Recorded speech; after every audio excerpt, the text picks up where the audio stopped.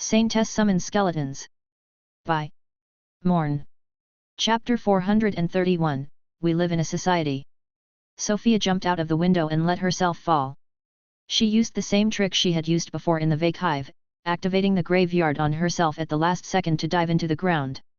She hadn't done that to escape the red light because of her bad experience with the Vake King. She would rather not bet her life on such a trick against an opponent who could possibly attack her in the spirit realm. That, and she would not have had the time to fall all the way to the ground before the creature even reached her, which she hadn't even accounted for at the time. Now phasing under the city, Sofia was biding her time, quite deep underground. She waited for the worm people above to start leaving their homes. She did not have to wait long. Very quickly, the streets were filled by an unending flow of worm people going to work. They also have very strong spirit bodies. That explains how they can also be so strong without mana, just like the Vake. The one question left now is, where is the line? Why are the royal Vake part of the system but these worm people are not? The system really treats them like monsters from start to finish. Still, they have a certain level of individuality. I would rather not just slaughter them indiscriminately. But if we think of the context, I would also rather not lose my head. The trial would be a lot harder without a functional neck, even if this is not going to kill me. Sofia observed the streets above. Slowly, as she was lost in her own considerations, the city roads were emptying as the worm people got to where they needed to go. I don't trust that I can get rid of the parasite before it can cut my head off. Maybe my spine can survive with the blessing, maybe, but that's still all the fleshy bits severed. If I think of this as mercenary work in wartime, which it is, it should be fine if I kill 1,000 soldiers. No more cleaners. It was unfortunate, but it had to be done. But let's find that matriarch thing I need to kill too, first. Chances are I cannot even kill it, it would make the rest of the quest meaningless. If I can kill it, I will see then. It was easier to accept in the previous trial when the people were fake. The hard thinking done, Sofia chose an empty apartment building to hide in. She would rather not stay in the spirit realm too long to avoid the unwanted side effects. The plan was to spend the day mapping out the city from above, jumping from building to building when no one was looking. She would find where the important facilities were, and go explore them during the night when the workers returned home. Observing the worm people work was unsettling. They all looked the same, all acted in the same way, in the same rhythm. Watching cleaners swipe the streets despite them being already clean was one thing, but they were all distant from one another.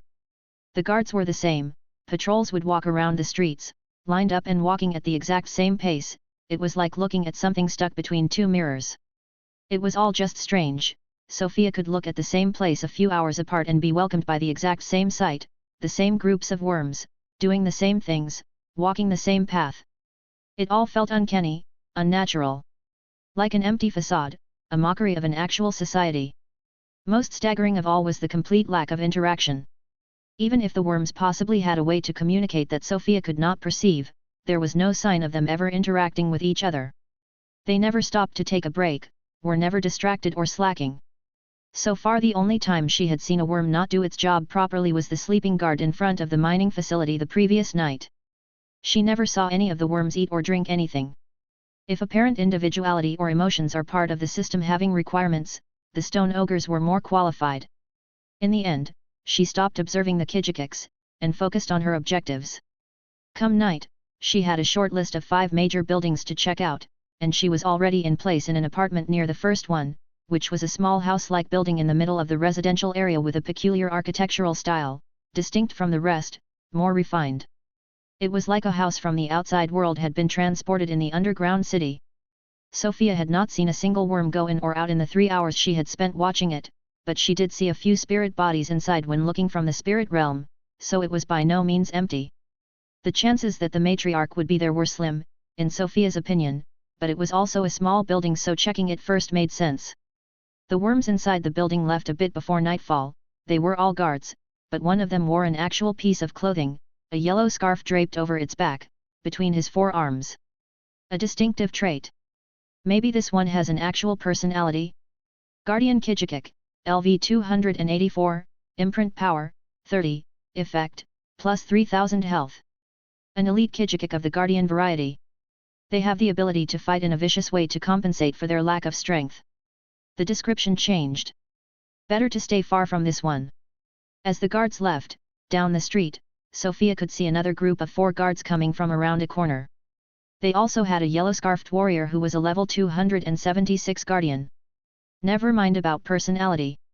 So are the more dangerous individuals recognizable by the scarves? It's like a military medal, I guess. I better hurry up before they make it here. Sofia graveyarded through the ground and crossed the one street separating her from the peculiar building, reappearing directly inside it. There was a single, mostly empty room inside. It was very brightly lit, and served a single purpose. Within a small shrine, in the middle of the room, was a round lump of pulsating dark blue flesh. That was all. So this is the source of the sticky walls? This thing spreads around from this shrine and reaches all the way to the back of the mining facilities. Can I identify it? Before she could get the result, she had to hurriedly phase back into the ground. The guards were entering. How lousy, I would have had time to steal it if I wanted. She started moving in the direction of the next place she wanted to check. Journeying algae nodule, a small nodule of the journeying algae, a plant native to the winding caverns of Avros. Avros. That's the small yellow planet. Not far from Cerberus Beta. Did the worm people bring it over somehow? Journeying algae. Maybe it came on its own. Alright, the next building is not too far away. The next building in question turned out to be a bed, shelf, and table manufacturing plant. That was all the furniture the worm people's houses got to have, and they were all made there. They had plenty of excess piling up, stacked in a corner, entirely too much, enough to furnish thousands of new homes, yet it was clear from the work-in-progress furniture on the workstations that the production was not stopping. Sofia found it perplexing, but she quickly left for her next target. This third building was the last in-city building she had to explore, the last 2 targets being dug straight into the cavern walls like the mining facility. This was the tallest building in the city, which she had only seen from a distance until now. It seemed to continue into the cavern ceiling. It turned out to be nothing but a giant stairwell hidden within a tower, going far both up and down. Up is probably the way to the surface. Down? Who knows? Finding an intended way out of the city was actually a relief. Sofia quickly decided that she would go explore the lower level if she failed to find a Kijikik matriarch in the last 2 points of interest in the city. On her way to the second to last place to explore, she noticed a big gaping hole in the ground between 2 buildings. As if there had been a building there before, but it had been swallowed by the depths of the moon. The hole was actually large and straight enough for Sofia to see something, far, far below at the bottom. Red light. She quietly withdrew and proceeded with her exploration of the city. I will need to be extremely careful if I go down the stairs. The second to last place was in fact where the worm people manufactured their more refined products, weapons and 4 colors of what the system identified as elite garb scarves. Sofia grabbed a few samples to examine later and moved on. Finally she made her way to the last facility, and phased through its unguarded, large ominous doors carved into the cavern walls. Sofia almost fell. In front of her was a giant pit, the vision of which left her mouth agape. Bookie? The flying book appeared next to Sofia. It shivered in excitement. Chapter 432, A Real Fake Real Worm. Sofia sat with lich-form Bookie on a mountain of corpses. This place was where the Kijikiks dumped their dead and their broken tools and furniture. The dead and dried worm people were like locked in time, unable to rot and decompose. Needless to say, for the most part, their skeletons were in perfect condition. So we hit the page limit. And you didn't even know about it? Bookie shook his head. Well, 50 pages should be enough. We'll have to do some trimming later, but it's good enough. It might be better that we have this limit. Honestly, having so many options is not always a good thing. In the heat of the moment it's better to know exactly what we are going to summon than to have to ponder over which of 1,000 pages we should use, right? Even with no air in her lungs, Sofia sighed. It's more than enough, Bookie. Definitely more than enough. I'm not disappointed. Let's reorganize your pages, what do you think? Would that make things easier for you? Bookie nodded enthusiastically at the idea. All right. Let's create categories. Sofia worked with Bookie to organize the pages of skeletons into groups. It took a while, but they were both happy to have it all well organized. Sofia looked at her notebook with a smirk. Favorites. 1 Crowy 10. 1 Elven Engineer 500. 1 High Priest 50,000. 1 Emperor Pearled Snake 300,000. Recon Units. 1 Rat, New and Improved, 10. 50 crows 500. 54 black turvins 540. 100 rats 1000. 1 nitroon owl 1000. 103 eye spinus 10,000. 5 spellhounds 50,000. 10 dire wolves, fine tracking, 50,000. 500 red flailer, bloodfish, 50,000. Utility units. 1 boar 50. 10 boars 500. 10 worker kijikik 500. 1 elf caretaker, strong, 1000. 100 digger kijikik 5000. 100 worker kijikik 5000. 100 cleaner kijikik 5000. 1 solar mage 20,000. 1 stone ogre 30,000. 1 useless hero toxic plants 30,000. 1 firebird, my new oven, 35,000. Mounts. 1 saltwater spinnefish, fish, 5000. 1 warhorse 10,000. 1 quetzalcoatlus 10,000.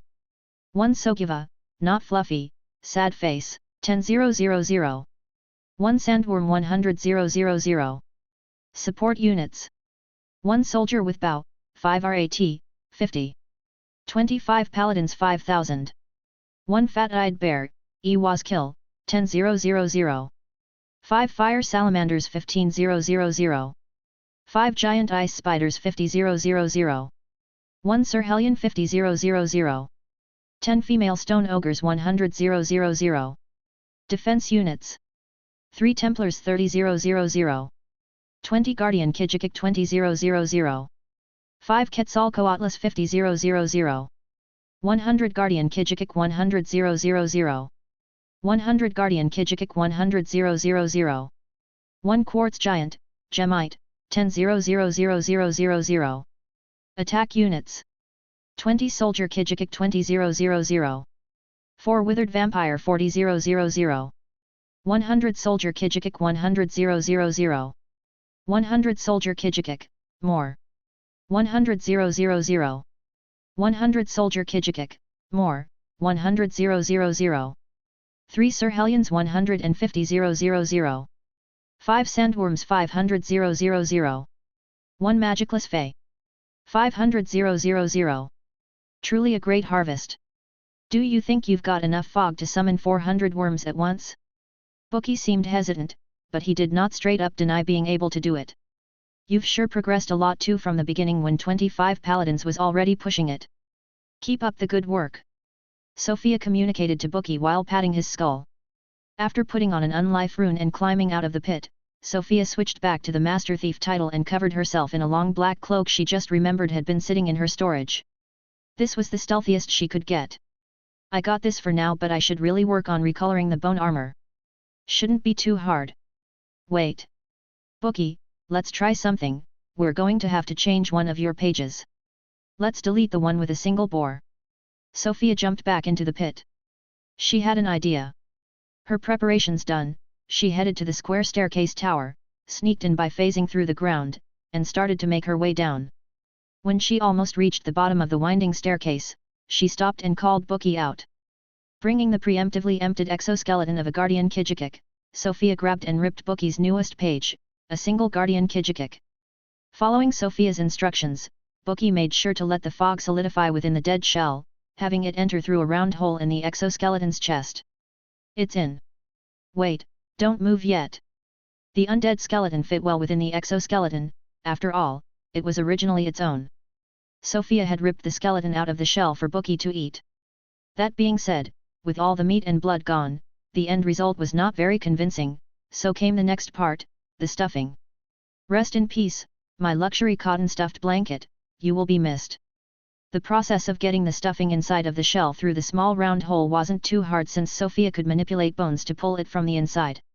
Sadly, the mattress wasn't enough, so Sofia also had to sacrifice a few pillows, but in the end, the result was surprisingly good. Sofia put a yellow scarf on top of the worm's back, thinking that if the bottom level was a restricted area, there was a better chance for an elite guardian to go unnoticed. The last step was to plug the round hole in the shell with a vision sharing token, and everything was ready. She had also left another vision token higher up in the stairwell so she could watch her own back. Since there were almost no Kijikiks staying up through the night, though, it would probably be safe to stay there for several hours. Sofia could now just sit there on the stairs, and let her infiltrator skeleton go down by himself. She watched it crawl down the stairs with its many legs. She had to say, the infiltrator's movements were a bit stiff, but from afar, it was convincing enough. The place she discovered was almost in total darkness, the luminescent algae did not extend past the exit of the stairwell. It was hard for Sofia to see much through the token, but some weak light came from the pit linking this undercity to the one above, just enough for some square building tops to be visible. Is it another city under the city? This hole in the ceiling is the same I saw the red light in earlier. The giant worm wasn't in the upper city, so either it came up from here while I was coming down, or it's here somewhere, not making any light. The infiltrator skeleton turned back, and Sofia quickly charged a light stone and dropped it down the stairwell. The skeleton missed it and the stone shattered on the ground. Hoi, I don't have so many, we can't waste them. I'm throwing another one, catch it properly. This time, the skeleton successfully caught the light stone. With his new light source in hand, he left the stair tower again. The light was not very strong, but enough to see the outlines of buildings up to a few dozen meters away. It really is another city. The architecture is similar. Guiding the skeleton into the city, Sofia quickly realized something. This undercity was almost the exact same as the one above. At least in the area near the stair tower. The only major differences were the lack of the glowing algae, and the relatively bad shape of the buildings. Some had collapsed, others were just missing. Sofia had to check inside one of the less destroyed homes, which were completely empty, and she had a hard time understanding what the point of this second city was. Did it become uninhabitable somehow and so they had to relocate above it? There are a few broken buildings but that should have been fixable, most of them look to be in decent shape, still. Wait, step back. Look at the ground. Stop, not so far back. Yes, right there. The skeleton had crossed a street, and Sofia barely noticed it, but the stone ground there was particularly battered, full of small holes and cracks which formed a trail. I've seen worm people leave the stairs earlier, so this lower city is not completely abandoned, this must be a path they regularly take. Follow it. She had to order the skeleton to stop looking at the ground because he never did so by himself and she could only see through the token which was also showing only the ground when the skeleton leaned forward. Following the cracks had led the skeleton back to the stairs. Whoa, I can't believe I missed this the first time. I was too busy looking at the buildings to look at the ground. Well, what are you waiting for? Follow the other direction. This time, the tracks led the skeleton to a set of doors in the cavern walls that did not exist in the upper city. What do we have here? Wait a bit, this is the limit of the token range. Sofia carefully came down the stairs, having the infiltrator check in all directions for any hint of a red light. When it looked safe, Sofia swiftly ran from building to building, minimizing her time spent in the streets, and traveled all the way to the building closest to the skeleton, where she hid on the third floor. All right, we're good, forward.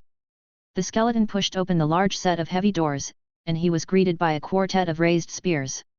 4 yellow-scarved elite guardians had been waiting behind the doors in a sort of small antechamber, where the luminescent algae was also growing, bringing some light back. Crap!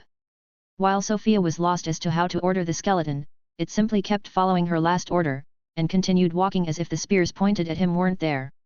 And surprisingly enough, that worked. The guardians lowered their spears and let the infiltrator through, returning to their position. Really? Is it because he also had a scarf? I don't get it anymore. And I had a hunch but... This skeleton is really dumb. Chapter 433, Trespassers Beworm. Beyond the room with the guard was a straight set of stairs going down into another large open cavern. Sofia could not see much from the token's vision. The glowing algae only grew on the ceiling of the cave and not the floor, so it was impossible to tell what was going on in there, but there was one thing that she could not possibly miss, on the opposite wall of the cavern, thousands of meters away. Red light. That's where it was. Ah! Wait there. Sofia told the infiltrator to stop while she disconnected from the token's vision in a hurry because she felt a slight tremor in her real body. The apartment Sofia was hiding in was in complete darkness. She looked around, not seeing anything suspicious. Spreading some of her mana around to create an area she could feel with her mana senses, she found the source of the disturbance. A small procession of Kijikiks were walking near the building she was hiding in, one of them had fallen over and hit the wall of the building. What are they doing? They're carrying something? Sofia caught a small mirror from her storage and used it to look out of the window without exposing herself. A direct view was a lot more informative than her mana senses. About a dozen Kijikiks were going toward the doors the infiltrator had just gone through. They were each carrying huge bins full of metallic ingots over their head. The one who had stumbled and hit the building had spilled his bin, and there were small silvery ingots all over the ground. No wonder the path is so beaten up, they just go and carry several tons of metal like this. Looks like it is mostly iron. Well, whatever, I'm still safe. Sofia changed her vision back to the infiltrators. Turn back, hide near the doors. Yes, right there, stop, good. When the group of metal carriers comes through, follow them. It took a few minutes for the group to go through, as they actually stopped in their tracks to wait for the one who had stumbled to pick up all the spilled ingots by himself and get back into the line on his designated spot. When the first carrier opened the doors, he was met with the same wall of spears the infiltrator had faced, and the interaction went about the same way. Finally they all made it to the other side and the infiltrator just tagged along, taking the last place in line. None of the carriers seemed to notice or react, and they simply made their way down the stairs into the dark cavern. The red light is gone. Sofia cut the connection to make sure she was safe. The room was dimly lit by the ambient reflection of a deep red light. I have not been seen yet, but this is dangerous. It should be fine as long as I stay hidden. As long as this thing doesn't randomly destroy buildings, there's no reason it would ever find me. I'm lucky I didn't stay near the window. Sofia very slowly moved to a corner and sat there, knees against her chest. This should be safe. This should be safe. She waited there for a while. She could feel the movements of the infiltrator, but she did not want to reconnect to the vision token for fear of the red light worm feeling the mana connection somehow. The red light never directly shone at the building she was in, it only ever reflected in there slightly, sometimes disappearing before coming back. Until it completely disappeared for a while, and Sofia was relatively confident that the giant worm was gone, either back into the lower cave or into the upper city. The infiltrator was still moving further and further away, the token was already out of range. Stop if the red light is in the cavern with you. The infiltrator kept moving. That did not completely reassure Sofia, as the Kijikik skeleton seemed quite dumb, but it was at least fine at following directions until now, so she decided to roll with it, and cast the graveyard on herself. She phased through the apartment floors one by one, then into the lower city's ground, and made her way into the other cavern through the ground, bypassing the checkpoint room with guards.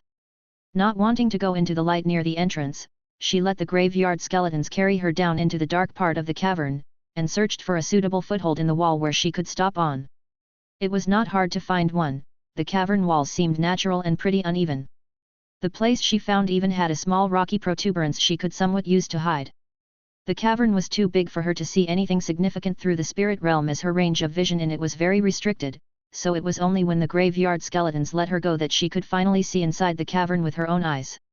There were remains of a city with square buildings there too, but there was very little left of the various buildings beyond a few crumbling walls and corners still hanging on. Sofia followed the connection to the infiltrator to find him. He was still following the line of carriers, advancing at a walking pace near the entrance of the city. Keep following them. Sofia's attention was then caught by the other things she could see, half hidden within the ruins of the crumbling city.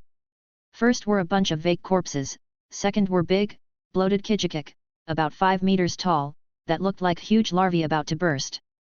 Sofia counted about 10 of them, spread around the ruins, all of them surrounded by a bunch of dead vague. Matriarch Kijikik, LV, imprint power, 0, effect, none. Target found. But 0 imprint power? Are they actually weak? They don't really look strong, to be fair, but still. The next interesting thing Sofia found was another set of stairs going into the wall on the other side. There were also Kijikiks coming down from it, and they were carrying big things. Using the zoom of her new eye, Sofia took a closer look at these carriers. They are bringing in the vague corpses.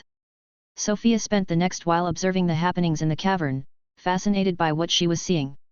The carriers from both sides were bringing things for the matriarchs. She told the infiltrator to hide in a corner and forgot about him for the time being. The bloated matriarchs first ate the metal ingots, and quickly after, they deposited a single round metallic egg into each vague corpse. The eggs only took a few minutes to hatch into small worms that then proceeded to eat the vague from the inside until there was nothing left, and grow at a visible pace until they were fully grown Kijikiks, which then made their way out of the cave through the stairs on both sides. The entire process did not take more than 10 minutes. Once the resources had reached the matriarchs, about 50 new level 200 plus Kijikik were born, just like that. The kind of Kijikik that hatched from the egg seemed to vary depending of the type of vake they were birthed from. Talk about an expedited process. What kind of vake must be needed to hatch a red light worm? Maybe a royal? Now that Sofia could stop staring at the matriarchs, she could focus her attention on other things, and while she looked around to find the passageway the red light worm used to enter and leave the cave, which couldn't be the guarded checkpoint, she found something else. Are these? Near one of the matriarchs in particular, there was a bunch of junk. Clothes, weapons, armor, bags, small colorful rocks. Oh. Yeah. That makes sense, does it not? Why only use the vake? Trial takers are also a resource that can likely be hatched into a different Kijikik type. There isn't a single bone left. Can I? Sofia focused on one of the small colorful rocks and it disappeared. Pickup range up to 3 kilometers. This eye really is crazy. The rock was waiting in Sofia's storage. She brought it out in her hand. It was of a bright red color, and Sofia could feel no mana inside. She identified it. Wasted mana heart of speed, an incomplete mana heart that has long set outside of its intended host. There is nothing of value left, but it can make for a pretty gemstone in the hands of a good jeweler. Speed. A relatively unremarkable lesser god, from what I've read. Death really does happen in the trials, hey. I always knew, but knowing and seeing are not quite the same. Sofia turned her eyes to that one Kijikik matriarch again. Let's just kill this one. There must be a battlefield between the vake and the Kijikik if I leave through the other side, since this is where the vake corpses come from. I'll get my 1,000 kills on the soldiers and guardians there and be done with it. I had my reservations until now, but this seals the deal. The Kijikik are brainless worms mimicking an actual society. They're born fast, have no personality, and they end up in a ditch when they die. I won't be losing my head for them. Especially not when they use other trial takers as a hatchery. Now, how do I kill that one matriarch quickly and cleanly, then make my escape? I could just bolt it right now, but that could attract. The inside of the cavern was suddenly flooded by an intense red light. Never mind. I should have just killed one and left as soon as I identified the matriarchs. Chapter 434, Plan Birthday Cake. Kijikik Destroyer, LV, Imprint Power, Keystone, Effect, Unknown. Sofia hid her presence as the creature entered the cavern. Keystone again. Then I can assume this thing might be close in level to the Vake King, who also had that. He was around 380. It's an inevitability that I am going to need one of those keystone imprints, is it not? Maybe it would be smart to get one while I still have a comfortable level of health. The Vake King is not an option. He could crush me with his eyes closed, but if it's not a smart creature, like say, a big dumb worm, then maybe, just maybe I can pull something off. That is how I got my cheater title, after all. Won't be able to drown this one in blood, though, I fear. It still does not know I'm here, so I have an advantage. Realistically, if it finds me, I am dead. What tools do I even have that could deal with this? Thankfully, once it entered the spawning grounds, the destroyer was not moving much. It seemed content to stay on its wall, and every so often, it would cast a sweeping gaze over the resting matriarchs. It seemed not to notice anything wrong with the infiltrator down below who was hanging around the small group of carriers, and it never even looked in Sofia's direction. Sofia went over all her tools and options several times, and she was not liking her prospects of winning. It had been hours and the destroyer was not moving, meaning Sofia could not even leave if she wanted to, not without taking the risk of using the graveyard skeletons, at least, and she was not willing to bet on that going unnoticed. The Unlife Rune stealth effects might be all that is keeping me safe right now. Suddenly, the connection with the infiltrator skeleton was cut. It had expired. Crap. The destroyer's sure to notice. The walls of the cavern shook. Sofia was debating whether or not to take a look, and decided that if there was a moment when she could, it was now or never, while something was happening. Still, she could only bring herself to look through the reflection in a handheld mirror. She would have gone with the levitation vision token trick again if it wasn't what had gotten her spotted the first time. Quickly moving the mirror to try to get a view on the destroyer, she found the giant red worm in the middle of the hatchery, the red light spewing from its eyes making it hard to miss. From what Sofia could see, it was chewing on something, and that was as long as she felt confident looking before she hid the mirror. Did it eat the shell of the infiltrator? My beddings. While Sofia deplored the loss of the pillows that had died for the cause, she was running through all of her previous ideas again in light of the new data she had just gathered. If a Kijikik acts weird or dies under certain conditions, the destroyer will eat them. I can use this. Sofia lost track of time as she waited for the destroyer to leave for its next patrol round of the cities. It felt like forever, and during that time, she slowly refined her plan of action, so that she would be ready for when the time comes. It's a massive gamble. But when has that ever stopped me? The first phase of the plan was to sneak back out of the hatchery after the destroyer had left. That much went without a hitch, and Sofia hid in a far corner of the Undercity to prepare the next phase. She had a few extra empty Kijikik shells, prototypes, and replacements for the infiltrator project, so she took the time to prepare a new one with a clean bone lining inside, ready to host the dumb Kijikik skeleton again. Turning to Bookie, Sofia asked, "What do you think? It can work?" The small skeleton seemed as uncertain as she was about the idea. "Ah! I wish I had kept that Leviathan teardrop." Inside of the empty Kijikik shell, Sofia made bone bubbles in the free space normally occupied by organs which the skeleton did not need. Using a long bone tube, she filled them one by one. The plan was as simple as that, a trapped meal. The major issue with it being that she had only one shot at it, as it was likely that the destroyer, no matter how dumb it looked, would not fall for the same ploy twice. A good half of the bone bubbles were to be filled with a bunch of the water of the underworld current that she had pilfered from Hugo's secret base, but she would add that at the last minute since the eternally freezing water was quite corrosive to bone. In the other bubbles, Sofia dumped various liquids and poisons. Despite not having the Leviathan's teardrop anymore, she still had plenty of random poisons from her days of training VPPV, and she also had quite a few which Alith had just handed to her throughout the end of the year. The large majority of the poisons were quite weak and unlikely to do much to the high-level creature, but Sofia hoped that it would at least do some damage. Damaging the creature from the inside was her best shot at taking it down. Ideally she would have gone in there herself, dug her way out of the stomach into the bones with the third key, and turned the creature's bones to dust. But that was counting on the destroyer not chewing its food, and on her body being strong enough to resist its stomach acid, and Sofia was not about to bet her life on that. Anything else I could stick in there? There's plenty of space, still. I could fill it up with blood, but that would not accomplish much. Well, now should be a good time. Sofia removed her dragon scale arm, taking care to transfer hers and Paritha's mana hearts to safe padded pouches which she then secured against her chest with a bunch of bone inside of her armor. "You're up, Bookie. Are you sure you want to go yourself?" The small skeleton nodded. "All right. I'm just worried because you have never been killed in your lich form, so if something happens to you Bookie stepped closer, but he was just a bit too short to pat Sofia's head, so tapping on her thigh was the best he could manage. She got the massage either way. "Right.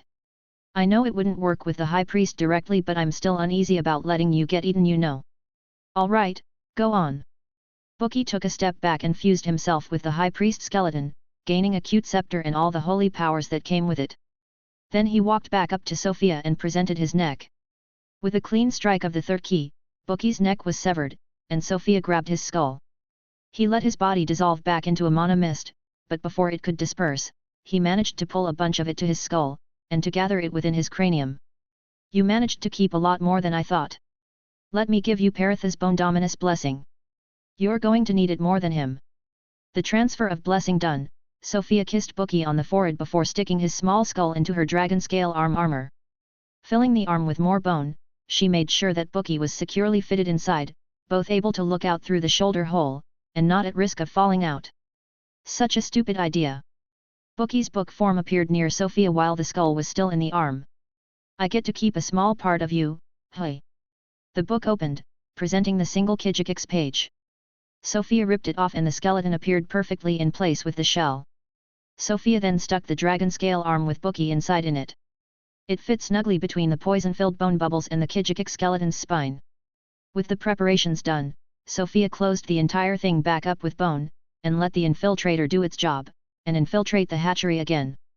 The destroyer was currently in the upper city, so the infiltrator could calmly make its way through the dark undercity and get through the guarded gate without trouble. Sofia then summoned a few random low-cost skeletons from the leftover soulless book with the tiny bit of fog Bookie had left in it. Now I have to recast the unlife rune and then I just wait. The wait was nerve-wracking. Sofia was worried for Bookie and for her precious draconic piece of armor, but this was the price to pay for trying to shenanigans her way into killing a creature multiple filters ahead of her.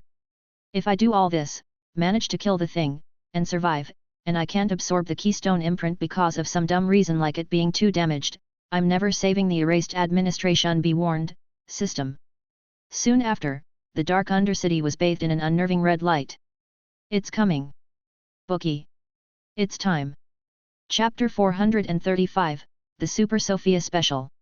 It was only a few minutes before the Undercity became dark again. The destroyer had returned to the hatchery to look over the matriarchs. It's all up to you now. Bookie must have been waiting for the right moment, as nothing happened for a few minutes before finally Sofia's connection with the infiltrator was severed. The caverns shook. Did it work? Did it eat the bait? Concentrating on the position of Bookie's skull, Sofia could feel it go up and down, shaking around. It definitely worked.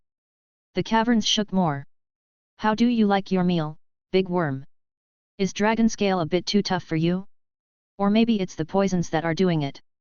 Whatever the case, it seems pissed. Bookie being still alive meant the dragon scale arm was doing its job as skull armor. Now all Sofia was waiting for was Bookie's signal to proceed to the next step. She looked at her mana, she still had around 300,000 at the ready. 30 seconds should be a lot. In Sofia's hands, the book snapped closed. Now. From her safe place, hidden in a corner of the Undercity, Sofia pumped all of her mana into activating and sustaining her most destructive passive, the Auridian Rot. She knew from her battle against Saria that her rot was not impossible to get rid of. A bit of her fake dragon's breath had been enough, so who knew what this huge worm might be able to do? Perhaps it could shed its shell and be rid of the annoying substance. So the solution was simple. Since the rot spread through Sofia's holy light, she only needed to shine the light where the destroyer could not get rid of it. Directly from the inside. With Bookie safely inside the dragon scale arm, being swallowed whole, he could now use his high priest spells to flood the insides of the destroyer with holy light.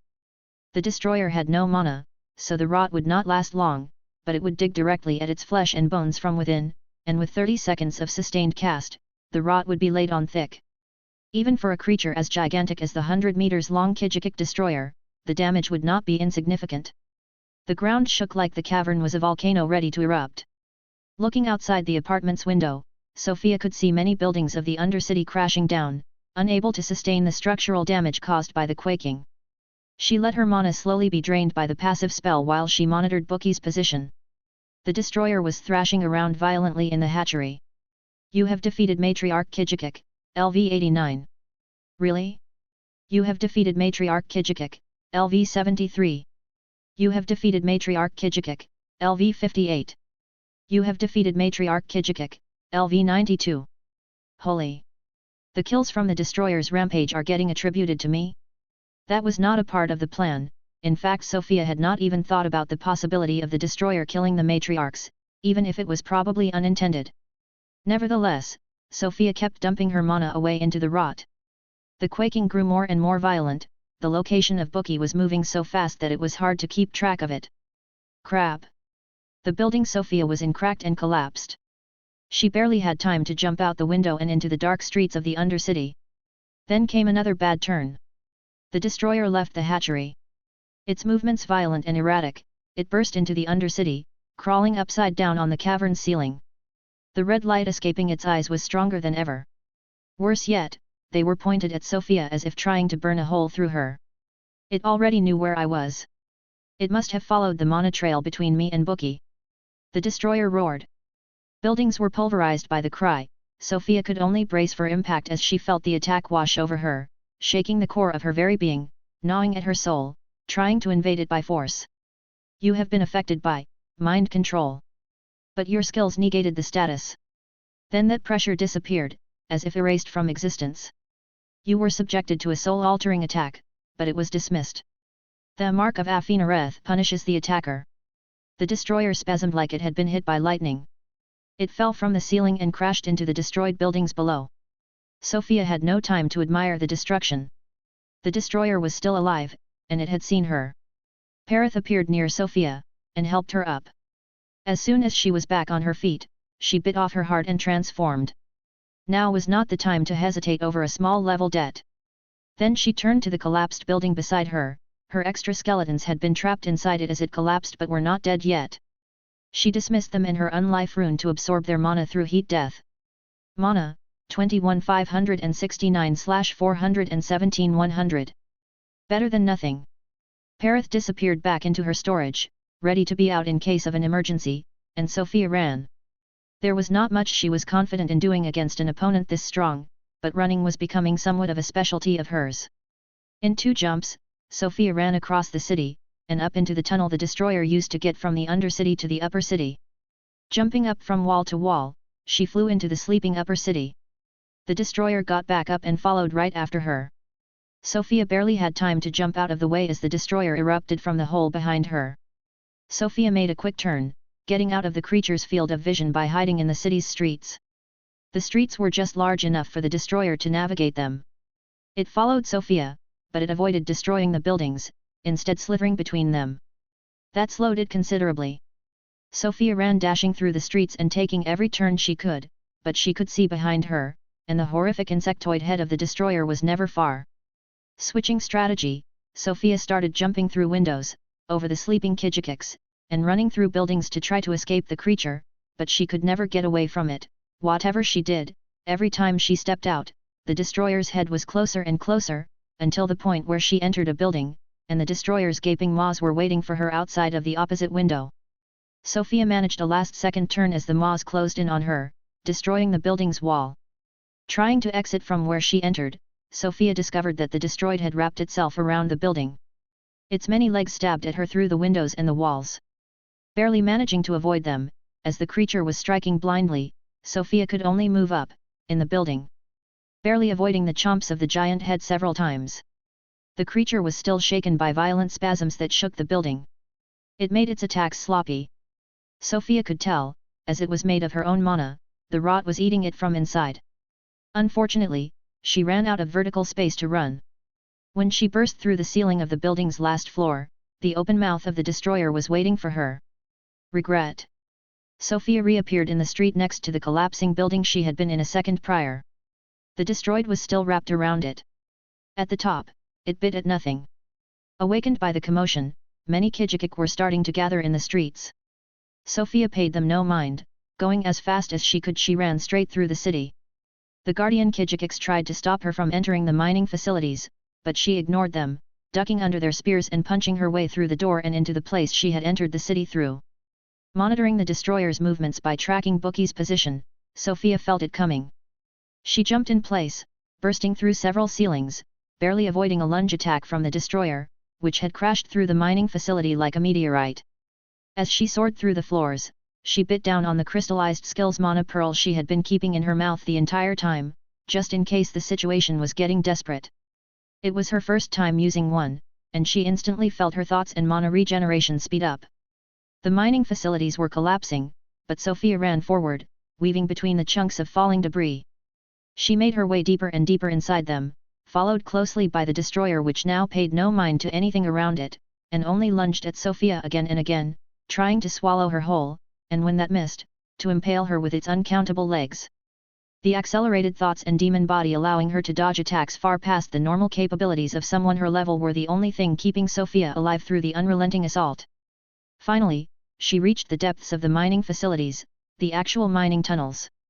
There was nowhere else left to go. The tunnels were not large enough for the destroyed to follow her, but it followed anyway, mercilessly crushing through the stone layers of the moon.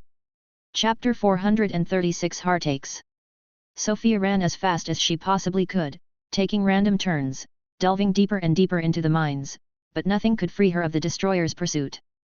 No matter what she did, the red light grew closer every passing second. Tunnels cracked and collapsed from the destroyer's rampage, closing off paths through the mines, and before long, Sofia encountered a dead end. Faster! The destroyer was coming, but regret was still not off its 10-second countdown. It was too late, the merciless mandibles of the destroyer surrounded her, and the spell was still not ready. Sofia did the only thing she could, she jumped right into the gaping maw of the giant worm, trying to extend her time however she could. She escaped the mandibles, but the inside of the destroyer's mouth was like a sandworm's, full of uncountable deadly sharp teeth the size of an arm. She was never going to get the 2 seconds left until the cooldown on regret wore off, that left her with only the riskier of the demon form spells to count on, one that relied on luck. Misfortune, through the power of sheer bad luck, ever so slightly alter the immediate fate of your enemy in your favor. Costs 10,000 mana per cast, 500 seconds cooldown. Right leg blood vessels must be undamaged for the skill to correctly resolve. The spell activated as Sofia jumped through the destroyer's mouth. What had happened? Sofia had no clue, but one thing was for certain, the destroyer did not close its mouth in time. Sofia made it all the way to the back of its mouth, which was closed by a thick wall of flesh. The third key tore through it like through paper, and Sofia threw herself into the monster's throat. It was big enough for her to stand and still have space over her head. Bone. I need to find a bone. The destroyer was thrashing around. Before Sofia could even stabilize her footing, she was stopped dead in her tracks, a thick insectoid leg impaled through her chest. The destroyer had stabbed itself to get to her. It had been too fast and unexpected, Sofia had not even seen it coming. Her health took a serious dive, but under the mana pearl's effect, her thoughts were still clear. This was an opportunity. The dagger sliced through the destroyer's leg, and Sofia finally found bones. Another leg pierced through the destroyer's body to get to Sofia, but she was connected to the beast's bones this time. She felt it coming. Twisting her chest, she let the second leg pierce through the demon form hole of her heart while she propagated her bone dominus control through the destroyer's bone. There was no time for the destroyer to launch a third attack. A wave of magic spread through its bones, making them spin around before turning them all to dust in a 9-meter radius, the range limit of Bone Dominus Imperium. With this, any spinal nerves were severed, separating the head from the rest of the body. The thrashing stopped. Get fucked. With her regeneration fueled by the mana pearl, Sofia had just hit 10,000 mana again. In another situation, she might have used regret to heal her wound, but her mana heart's malice would not allow that, so she grabbed the now boneless insect leg still wriggling through her heart, and she used another of her demon skills. Hollow Heart. The skill went off, but there was no obvious change. Moreover, the destroyer was still alive. Another leg pierced through the creature's body to take a stab at Sofia. It was one of the legs closer to the creature's head, and came in at an angle. Because it came from further away, Perith had time to react. Appearing, crouching, in between the attacking appendage and Sofia, taking up the entire space within the throat like an imposing skeletal door. The leg pierced right through him, but it gave Sofia just enough extra time to slightly move out of the way. The leg barely scratched her, leaving a big hole in the side of her armor, but only grazing her actual skin. There was some damage, but it was light. With what Sofia knew of the creature's anatomy and the length of its legs, there were 3 more legs near the head which could reach her. She still needed to cut the leg going through her heart if she wanted to move. A single cut with the dagger did the trick, but as Sofia started to move away, another leg pierced through the destroyer's shell and flesh, stabbing in her direction like the sharpest sword. Perith's body and shields of light all failed to stop it. The only thing Sofia could try was to block with the thin dagger. It worked. The shock was violent, propagating through Sofia's arms and into her entire being. If not for her own skeleton currently being a bone dominus construct, it would have shattered like she had shattered the destroyers. She was sent flying further down the worm's throat by the attack, landing in a thick green goo. It attacked her armor, slowly dissolving the bone and producing putrid fumes. Sofia stood up and stored Perith back into her eye. Thanks to Dodge Me, she could stand on the weird stomach juice like it was solid ground, just needing to be careful to constantly restore the solace of her bone armor with more bone. The destroyer was still moving, somehow, but much weaker than before. Is it still digging around with just its head? Sofia was still wary, but it seemed she had really destroyed all the nerves controlling the lower body of the destroyer, as it was not really moving, and Sofia suffered no more stab attack. It was still too early to celebrate, but she felt like she had already won. Sofia followed the signal of Bookie's presence, and found him further, in the creature's third stomach. Or what was left of it. There was a stretch of around 30 meters long inside of the creature's body where there were only bones and black dust left within the shell. The dragon-scale armguard with Bookie's skull inside was lying there, in a pile of black dust. It still fought this fiercely with its body in that state? And it's still not dead? Sofia had to admit that the destroyer's resilience commanded respect. She grabbed her armor and freed Bookie's skull from inside. Welcome back. Good job out there. Quickly cleaning the arm with some blood and bone, she slid her arm into it again. It was still as good as new, without so much as a scratch. Only when she put the mana hearts back inside did she finally feel safe. Both the legs that had pierced her torso had been centimeters away from hitting the hearts. It was like a miracle that they were intact. With her mana regeneration fueled by the pearl's effect, Sofia's reserves were quickly climbing back up. After less than 30 seconds, she could use Hollow Heart again. And she did. The spell activated correctly, although the destroyer did not react, it still meant that the magic had found a heart to destroy. She activated it again, and again, until her transformation was right about to run out.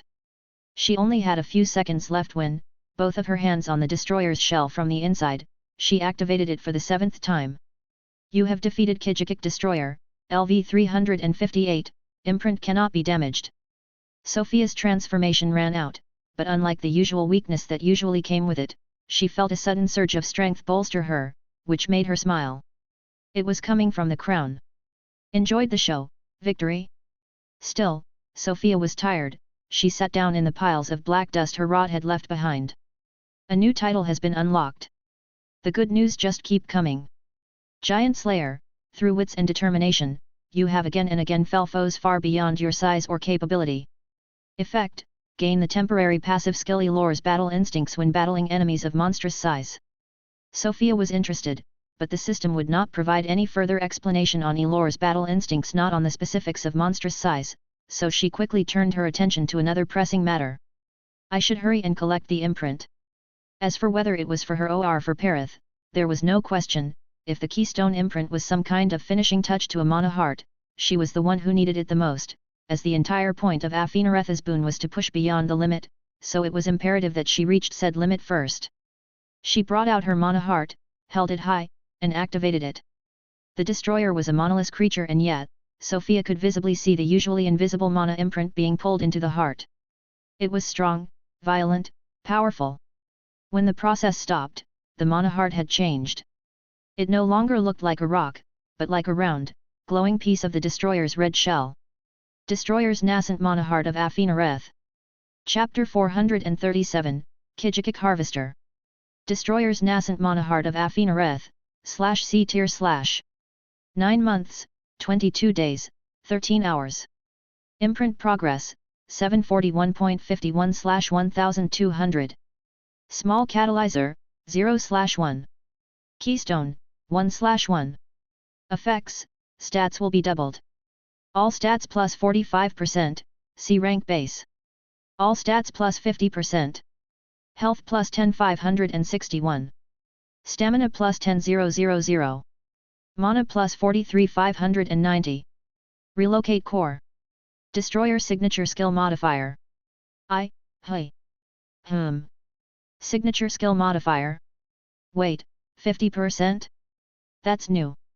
The Keystone imprint give an additional base 50% stat modifier. This is huge. Huge. The crown will double that, so looking at my stats right now. Health, 78,563/85,980. Stamina, 1,446/21047. Mana, 0/417,100. Let's ignore the 7,000 health I just lost from the fight. This is 524,000 stat points I just harvested. Speaking of which, Everly's imprint was worth 1,000,000 mana. 2 if I were to get it. But she was only level 299. It kind of feels like a joke. She's not meant to be killed, so they just gave her a ridiculous imprint, I would guess. But the keystones are intended. That would mean the Vake King is also fair game. I'm really going to need to get another keystone for Perith. And lastly there's this line, Destroyer signature skill modifier. How do I interpret that? It's the first time I'm hearing about signature skills. What's that? I guess mine would be Angel Bolt, if I don't count Perith as a skill. Or I guess now Bone Dominus might be more fitting. I do use it all the time. Well, whatever. Not enough information, I'll worry about it later. Sofia stood and walked around in the dead body of the destroyer. She walked all the way up to the mouth and left from whence she came. Outside the gargantuan corpse was no longer the dead end Sofia was stuck in. The thrashing of the destroyer had created a large new cavern full of dust and debris on which it had breathed its last. That is some serious destroying power, so the name is warranted. Where did all the stone go? though? It wasn't eating it, so where does all that free space come from? Did it all just disappear? Since Bookie was able to reunite his skull and book, he unsummoned and resummoned himself. He stood proudly in front of the destroyer. Sofia looked at him with a saddened smile. Can't eat it, right? That ruined Bookie's moment. Dejected, he shook his head. Sorry to be a killjoy, I just needed to be sure. It's a big loss but I couldn't help it, had to destroy the bones or I was dead meat. Sofia thought while shifting her bone armor around and observing the new hole in her abdomen. The destroyer's leg had left a hole about the width of a large mug in Sofia's body. Right under her right breast, it had just about missed her spine, and only broke her lowest right rib. Honestly, that is going to be an issue. With VPPV I can no longer bleed, and the pain is greatly dulled. Good things about having an inhumane body. I think a few organs got deleted, though. It won't kill me but I already dread spending a year with that hole like this. The other injury she got when a leg scratched her had already closed up, Sofia's skin regrowing on top of the exposed flesh. It left a weird dip on the left side of her waist, but nothing big enough that anyone could even notice without her pointing it out. With mirrors, Sofia inspected her open abdominal injury, taking note of the damage. A busted rib, basically half my liver is gone and so is the small thing normally below it. Hole in the large intestine. That's the large intestine, right? It's a bit hard to see with all the blood light still going through the hole. I think it touched the kidney too. Chest injuries really are no joke. I can fix the rib even without healing but for everything else. How do I deal with this? I kind of have the urge to plug it all up with bone and forget about it but that would impact my mobility a lot. I have some sewing equipment, there must be one of my skeletons who can at least close the organs up. Then I'll fill the hole with, the stuffing of my remaining pillows? And see if the skin can regrow once there's no more gaping hole, or close it off with a bone plate. Even beyond the health points aspect, being unable to heal is really troublesome. Sofia ended up actually plugging the hole with a bunch of bone for the time being before she walked back up to the corpse of the destroyer. The busted spine meant that the skeleton wasn't good for Bookie and Perith, but the skull was intact, so Sofia got to butchering. She first removed all the teeth and stored them, then they also stored the 4 mandibles separately. She also grabbed the eyes responsible for the red light, and finally, she sliced off and stored a good number of the destroyer's exoskeleton plates as well as the stinger that it had never used, and a few legs. Unlike the smaller Kijikeks, this one had no arms, only legs. With just that, Sofia had filled a significant portion of her storage space, so she stopped there. She had to thank the admin's dagger for the butchering job, because the thickest parts of the exoskeleton were unbelievably hard. Most of the creature's bones she had no choice but to discard. She didn't want to spend days praying away the bones from the flesh when she couldn't use it to make skeletons. She only extracted the house-sized skull and fed it to the skull choir. It added a new line to the list of available skulls: Destroyer, Rip and Tear. I cannot wait to try this one out. Out of habit, Sofia disabled her armor and wiped the non-existent sweat off of her forehead, before sitting on a pile of stone debris. A job well done. Perith, who had helped with the butchering, nodded, looking pleased as he stood with his arms crossed, while Bookie enthusiastically gave them a thumbs up. We're leaving as soon as my mana has recovered. As much as I'd like to be done with the Kijiki, we still have a quest to. The parasite? The vague parasite is gone? Monitoring the vague parasite around her neck had been the least of Sofia's worries during the last hour. Apparently it had left at some point, because it was no longer anywhere to be seen. The quest was also nowhere to be seen in the system logs anymore. Was it satisfied with the destroyer's death? That would make sense. This thing is worth a lot more than 1,000 random soldiers in terms of war capabilities. It just left, though? Wasn't I supposed to receive a vague token of friendship or something? Or do I need to return to the vague hive to get it? Yeah, no, screw that. Sofia admired the result of her hunt once more. She felt that she had harvested it well, yet something still bothered her. I know this thing had no mana but if it's over level 250, shouldn't it have something like a mana heart, somewhere? Stones are the high-level people's money, I would be dumb not to take it if there's one. But it really had no mana so it's hard to say. And it's so massive, how am I supposed to find anything? Sofia randomly searched the giant corpse for anything resembling a stone, but that got her nowhere, so once her mana was back, she summoned the salvaging squad, 100 undead rats. Skeleton rats could not eat, but they sure as hell could chew through flesh. For the next 3 hours, they did just that, until one of them stumbled upon a fist-sized tumor in the belly of the beast. I knew it. Destroyer Kijikik's soul stone, the dead core of a once powerful destroyer Kijikik's spirit body. It has already lost all intrinsic value. Hey, the system really treats it like it's trash. Leverla did mention that the stones were from dead people, specifically, not monsters, so maybe this is not worth much after all. Whatever, worst case, it will make a nice trophy. Lastly, before leaving, Sofia picked a small bone from the destroyer, and sculpted it into a miniature destroyer. 2 nice trophies. Let's go search for Everly's dungeon now. Parith and Bookie cheered at the idea. That was how Sofia read their reaction anyway. Then she finally looked around, no longer giving all of her attention to the dead giant red worm insect. Wait. Where is the exit? Chapter 438, Dungeon Master. Sofia had to use the graveyard skeletons to look through the stone walls of the cavern and find the collapsed remains of the path the destroyer had taken through the moon's underground. I can try to dig that out, but if the tunnel collapses again on me, I'm not so confident about surviving that. My best shot is still to graveyard out, but I've no clue how far this might be from the Kijikik city. Or if there's even anything left there, it could just as well have collapsed too, so following the collapsed tunnel might be a bad idea. Just going up can't go wrong, I can't be that deep underground. Is what Sofia thought, but she knew it took her something like 3 days to graveyard from the top to the bottom of the Vake Hive. The transportation through the spiritual plane was practical but not fast by any means, and she needed to take a break every few hours to prevent the side effects. Since she could go for about 3 hours without the side effects of staying in the spiritual plane becoming too bad, Sofia decided to go up for an hour and a half. If she failed to find another cavern as a rest point or the surface, she would come back down with the time she had left. That was exactly what happened. 3 hours later, she was back to square one in the cave with the destroyer's corpse. If only the sandworms were good at digging through stone. Actually, didn't we get Kijikik diggers? Bookie? Bookie came out with his lich form, looking almost embarrassed about the situation. What?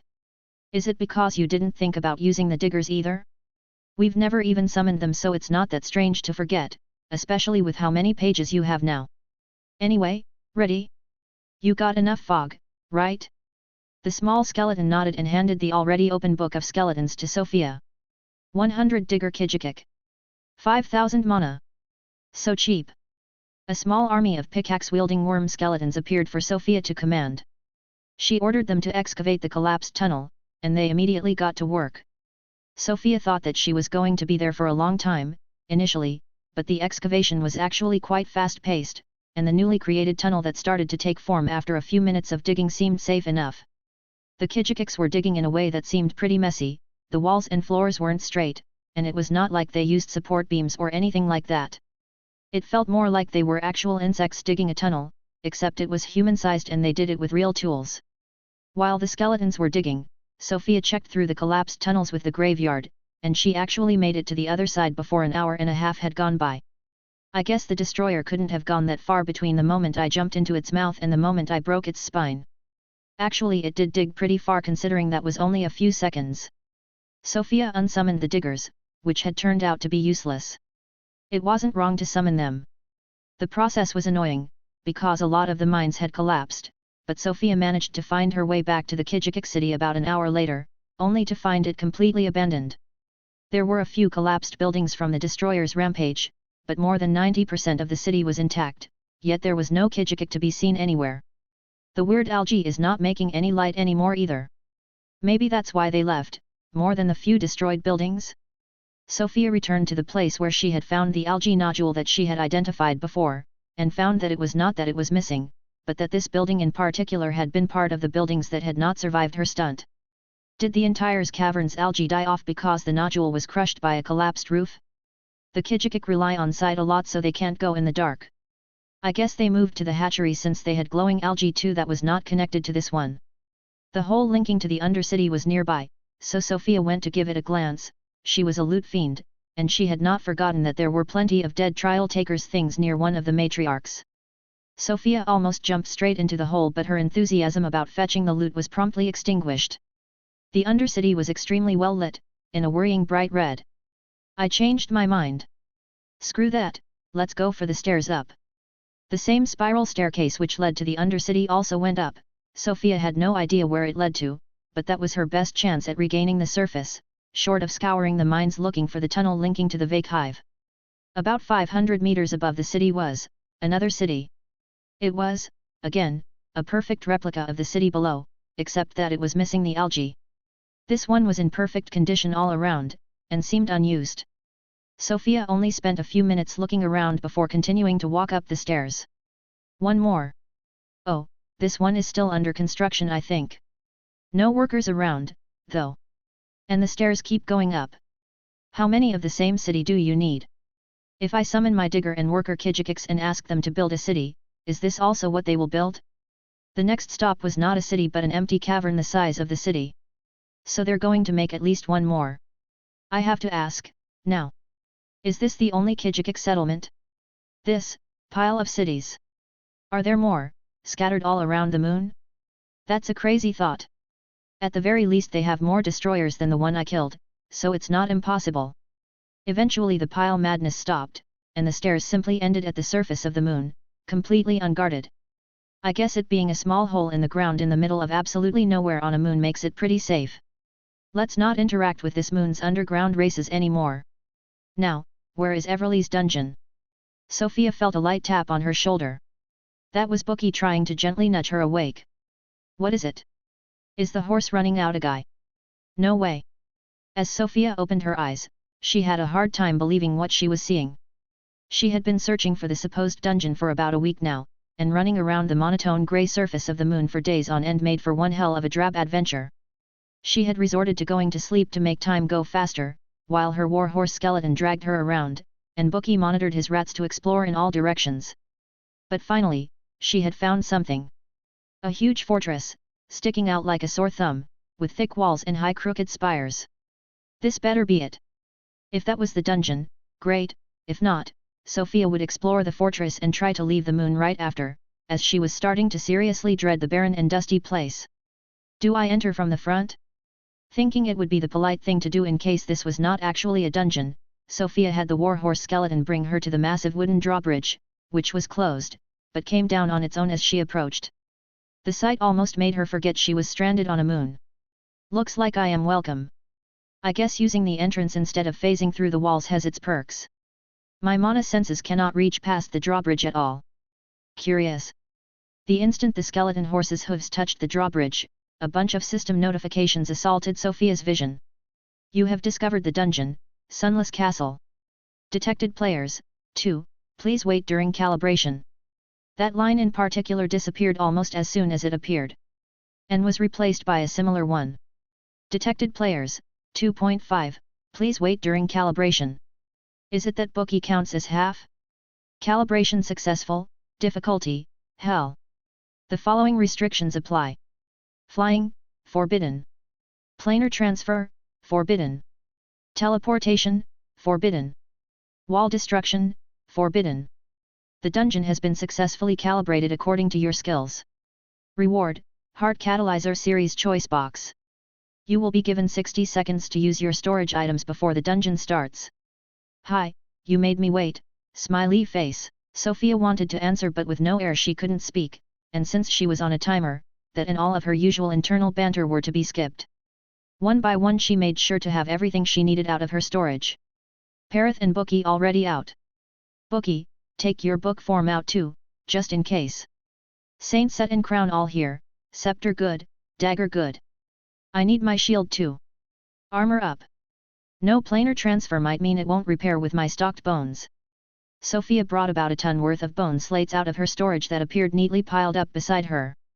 She quickly transferred them to her eye, then used it to make them reappear inside the castle walls past the drawbridge while she went through the rest of her things. Water and lightstones always good to have. A mana pearl. Let's take the lead, the dead ring just in case. And I think I'm good. Let's grab the skill capture trademark, 042. Never know when I might want to use it. Alright, that's all I need. Let's take a pouch and a backpack to put all this stuff in too.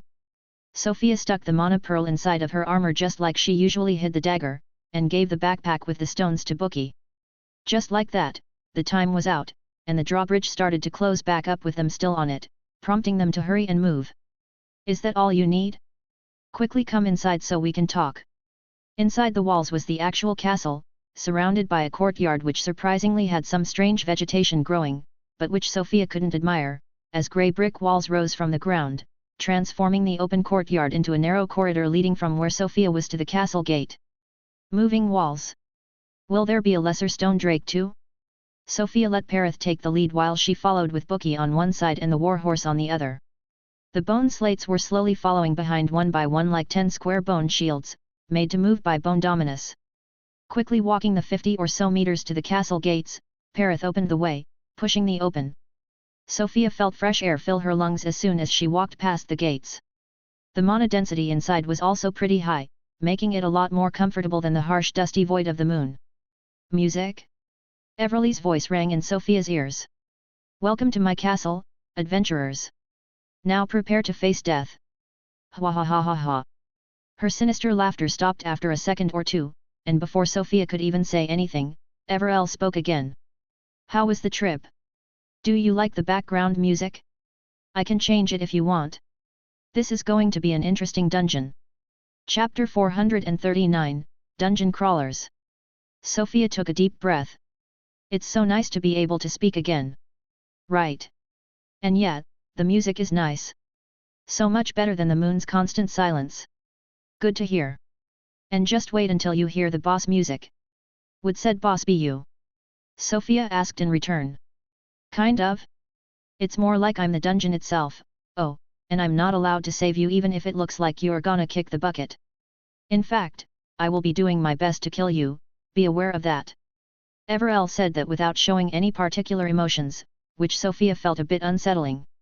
Out of curiosity, how long have you been doing that whole dungeon gig? Hey, not a question I usually get. People normally ask about what's to be expected in the dungeon, not about what I eat for dinner, you know. I'll manage the dungeon somehow, but I won't find any answers there. I might be a bit too curious for my own good, but I really want to learn more about the Sunless and the Trial's inner workings, Sofia admitted. Many things I can't tell, as you can guess, but I can share some. Just a question of my own first, how did the quest go? I see the parasite's gone. Sofia reflexively touched her neck. Hey. I did not complete the quest, actually, the parasite just disappeared while I was fighting the destroyer. There was a moment of silence. Destroyer. I'd show you the spoils but I can't access my ring. Oh, right, look at my mana heart.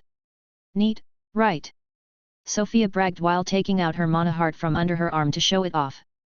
As she did so, she was carefully monitoring the mana around her, not trusting that she might not get ambushed while her mana heart was exposed. Boy, I might actually be in trouble this time. No wonder the difficulty rating came out so high.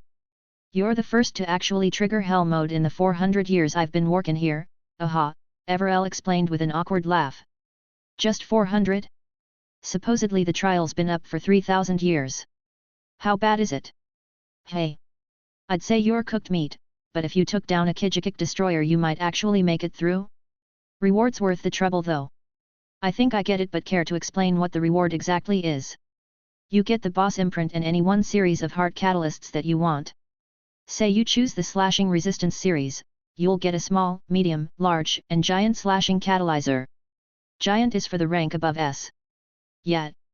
As long as you wager any decent divine essence you can go up to SSS, need a giant catalyzer and a keystone imprint though, but I see that part might not be too much of an issue for you. Can she just tell me? I won't complain about the lack of censoring, but it feels unusual. So I really need another keystone for Perith. SSS is the regular maximum, then. Since the percent stat upgrade is a linear plus 25 per rank. That's 170%? What about the ranks after that? After that? Sofia raised an eyebrow at the question. I showed you the heart and you didn't identify it. I'm not allowed to identify your stuff, girl, would give the dungeon an unfair advantage. And trust me, it doesn't need that. So she doesn't know I can't heal. I might be able to use that knowledge later. Sofia explained what the bonus of her wager was, and that left Everell speechless for a while, and she told Sofia to wait while she looked things up on her end. About 5 minutes later Everly's voice came back, a bit shaky. Alright, so. I looked it up. I can actually share two things. First is, the extra ranks are an experimental thing the scribes have been working on for a while, so you'll be the first to have a heart going above SSS rank if you get there, which is pretty darn cool. Second thing is, you're fucked. I don't know what management is smoking, but the shit they want you to do is. Good luck. Very encouraging, thanks, Sofia sarcastically replied. I'm just telling it like it is. I appreciate the honesty. Everell sighed. Say that again when you're done with the dungeon, alright?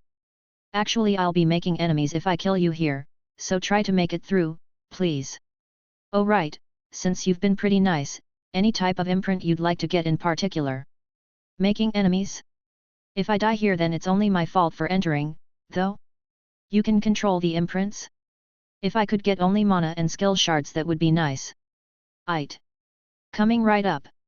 By the way, I can only communicate with you in rest areas like this lobby, so don't waste your time talking to me outside of it, won't hear ye. Got it. Then we're almost done. We've just got one more thing. Only gonna take a second. After Everell said that, Perith started shrinking until he was just about the same size as Sofia. Really? Yeah, the penalty for you are the movement restrictions, though they apply to your entire team, but both Perith and the small one got their own. Your big skeleton can only use one hand and is sized down, while the small one, hey, is limited to one page at a time. Everell said, sounding uncertain. I see. Is that all? That made sense? I'm just reading the prompts I got so. There's one more restriction from the small one but I guess you'll discover that very fast as it's another team-wide effect. We're good to go, then. All good. You can start anytime. Good luck surviving me, Sofia.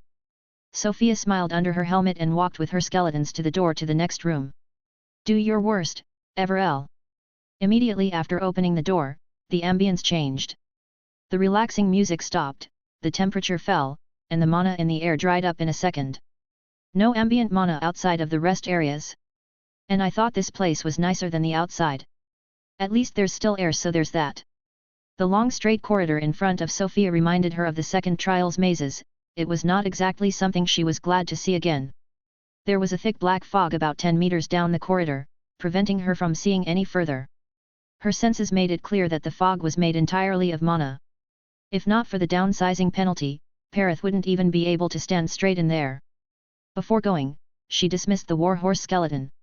If we're limited to one page at a time, we should use it better, I would call the birds but since flying is prohibited. Rats? We need scouts to map out the place. Bookie nodded and he opened the book and tore the 100 rats page by himself, draining a bit of Sofia's mana to summon the critters. Sofia started by sending one rat into the mana fog. She instantly lost contact with it. Dead? Wanting to check from a bit closer, Sofia told Perith to advance and followed him. She quickly realized that the fog was moving with them. After a few steps, Bookie even grabbed Sofia's attention to point out what was happening behind. The fog was also in the rest area. So it's less that it's moving with us, and more that it stops about 15 meters from us. Just to check if it was a consistent behavior, Sofia sent a rat to the fog in the rest area. It died as soon as its bones disappeared within the black fog. Seems dangerous. What if we try spreading out? Bookie, walk back, and Perith head forward. As it was, if the black fog was the limit of where they could stay, as long as it stayed away from all three of them, they could potentially go from 30 to 90 meters of usable area by spreading out. Except it did not, in fact, Perith almost walked straight into the fog as Bookie was a bit too eager to follow orders and rushed back to the rest area. The fog was actually following him. So this is Bookie's second restriction. Everell was right, we discovered it really fast. It's hard to miss. Stay where you hard, Bookie, let's try a few things. Sofia walked up to Perith, bringing the bone slates with her, and she extracted some bone from one of them, making herself a long bone cane, which she swung at the fog. The fog was not disturbed in the slightest, but the cane came out of it perfectly fine. Looking at it from this close, Sofia understood the nature of the fog. It was not just mana, but long strands of cursed mana. Depending on the nature of the curse, I might actually be fine if I step in there. Especially if it's some kind of instant death curse. But I don't think I want to try, not without the unlife runes. Things being like that, the rats might not be the best summons. But let's keep them around for now. Come back, Bookie, let's get going. It only took a few seconds of walking down the straight path for the first group of sunless drones to crawl out of the fog, already prepared to attack. Chapter 440 Kabadon. The sunless drones appeared from the black fog, surrounded by a swarm of floating black orbs. The same attack they had launched at Sofia in the first dungeon. A tall rectangular shield appeared in Perith's right hand, while Sofia grabbed Bookie and they both hid behind him. The orbs all collided with the shield in a deafening cacophony. With her mana senses, Sofia counted a total of 8 drones. Easy. She rapidly invoked the spine of the Black Sun on her staff while Perith held the drones back with the help of Bookie's rats. The rats fell one after the other under the drone's strikes, which deformed their oily black body to use as weapons, but they bought enough time for Perith to keep all the drones away from Sofia. Unable to use both of his hands because of the dungeon's restrictions, he bashed the drones with his shield and planted it into the ground to use as a support as he kicked the sunless back into the fog.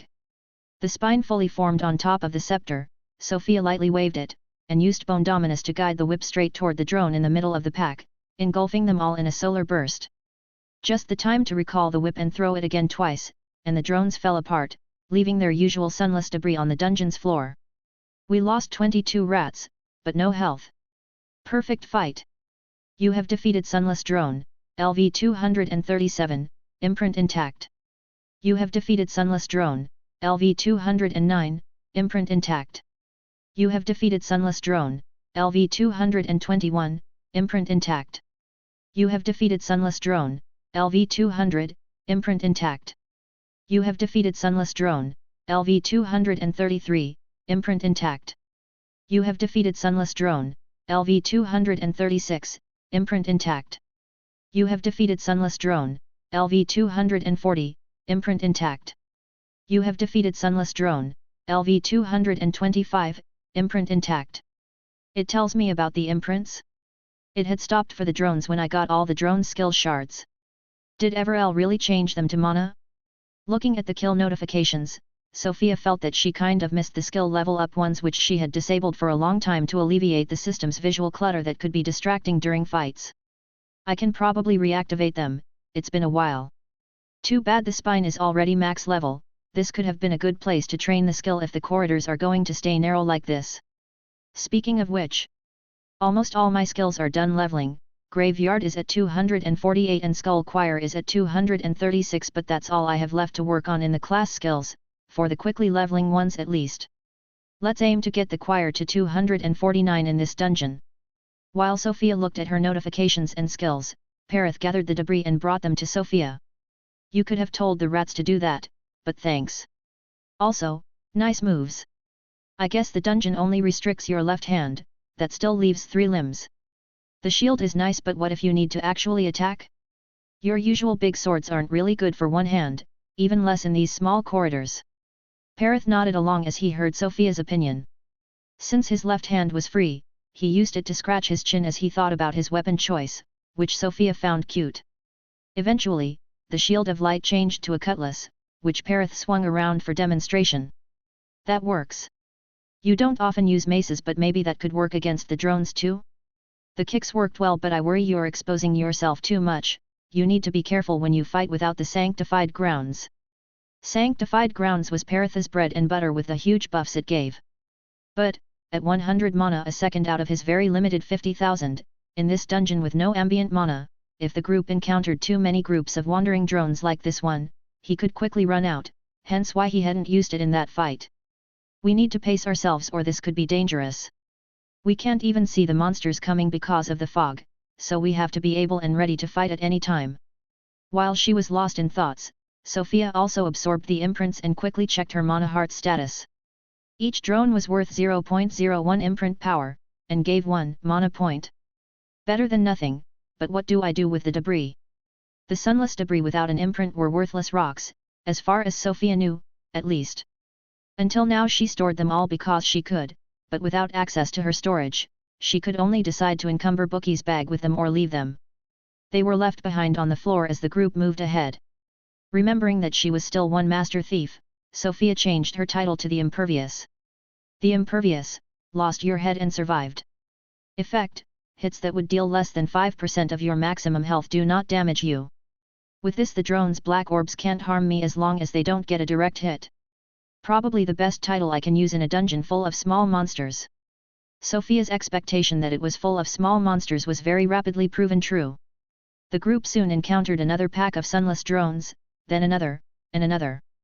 The squads of drones were growing larger each time, quickly ramping up to the point where they were filling the whole corridor's width, and more drones appeared from the fog as soon as the previous ones were killed. Perith's shield and kicks being the only thing preventing them from coming out all at once and surrounding the group until all the rats died, and Bookie summoned the paladins instead. 25 paladins in a small corridor was a lot, so half the group stood at the back, acting as a rear guard, while the other half fought with Perith. Sofia didn't really have to do anything, so she summoned a single destroyer skull with the skull choir. The destroyer skull's unique ability Rip and Tear allowed it to free itself from the usual skull choir pattern and to attack on its own, savagely biting and ramming the sunless drones. It did some decent damage. A shame it gets downsized to the size of a human skull like all the others.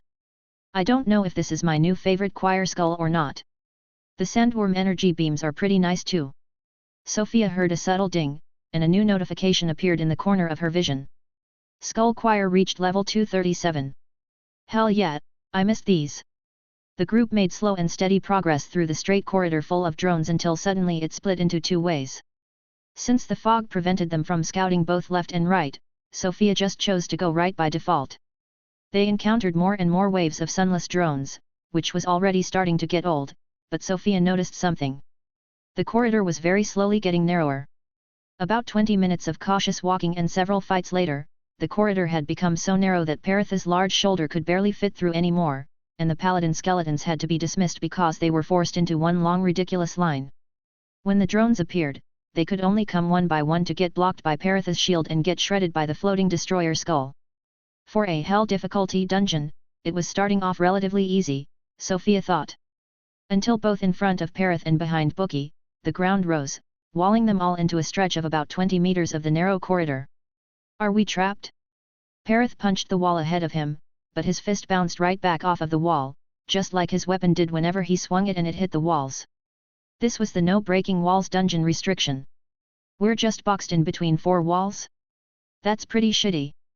There must be a way out somehow? A few ideas came to Sofia's mind, but before she could try anything out, the side walls started closing in. The already narrow corridor was getting worryingly narrower. When is it going to stop? Perith had to turn to the side to avoid his shoulders getting crushed by the closing walls, and Sofia would soon have to do the same. It's not stopping. Her back against a wall and her hands against the other, Sofia tried pushing back. Perith and Bookie did the same, and Perith even activated the sanctified grounds to give them more strength. Even like this, the walls did not even slow. There was already less than 60 centimeters separating the two walls. At this rate we'll get crushed. Sofia was starting to panic a little bit, until she remembered what she was wearing on her arm. Clenching her fist, she placed it against the wall in front of her as if she was going to punch it, and held her arm straight. The walls kept closing, and when they got to the point where the back wall touched her elbow, they stopped. Sofia's forearm was lodged between the two walls, so the dragon scale armguard was actually what held the walls back. No matter how strong they were, they couldn't crush the dragon claw, and because the walls couldn't break, they could not go any further. We're safe. Perith and Bookie agreed, but safe or not, the three of them were still trapped in between four walls. I'll get us out of here, just give me some time to think something up.